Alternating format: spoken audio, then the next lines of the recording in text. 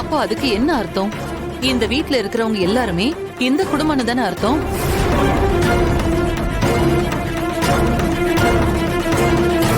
இந்த வீட்ல இருக்கிற வரைக்கும் இவங்களும் இந்த குடும்பம் தான். சொல்லு சிவா, சிலையை என்ன செய்யலான்னு நீ சொல்ற? பிராக்டிகலா பார்த்தா நீங்க சொல்றது லாஜிக் தான்க்கா. ஆனா அது எல்லாத்தையும் தாண்டி நம்ம எமோஷன் ஒண்ணு இருக்குல்ல. நம்ம வீட்ல இந்த சிலை கிடைச்சப்ப எல்லாருக்கும் எப்படி இருந்துச்சு? அது மட்டும் இல்லாம இன்னைக்கு பாத்தீங்கல்ல, அக்கம் பக்கத்துல இருக்கவங்க எல்லாரும் வந்து இந்த சிலைய பக்தியோட வந்து கும்பிட ஆரம்பிச்சிட்டாங்க. அக்கா, நம்ம எமோஷன் முன்னாடி எனக்கு என்னமோ இந்த ரூல்ஸ் எல்லாம் ஒன்னும் பெரிய விஷயமா தெரியலக்கா. ஐலி, உன்னோட ஒப்பீனியன் என்ன?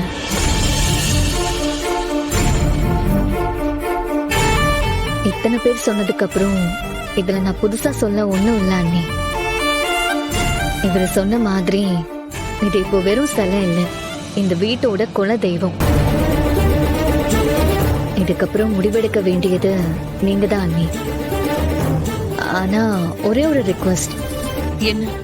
இன்னைக்கு நைட்டு மட்டும் நான் கண் முழிச்சு இந்த சாமிக்கு பூஜை பண்ணலான்னு இருக்கேன். அதுக்கு நீங்க பெர்மிஷன் கொடுக்கணும்.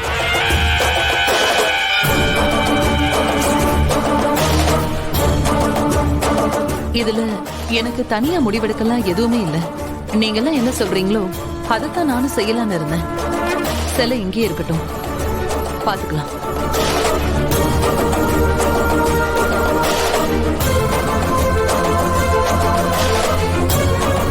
ஐலி, நீ நைட்டு செய்ய போறதா சொன்ன பூஜை இருக்குல்ல, அதை தாராளமா பண்ணலாம்.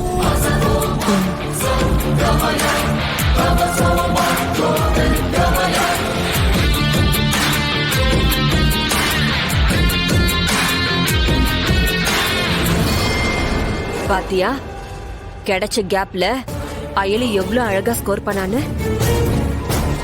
உனக்கு என்னைக்குதான் அந்த பக்குவம் வரப்போகுதோ தெரியல.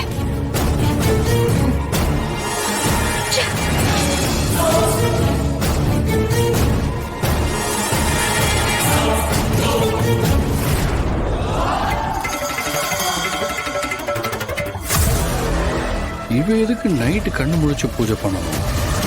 அப்படின்னா ஏதாவது இருக்கா என்ன? தப்பா இருக்கே. என்ன நடக்குதுன்னு பாப்போம்.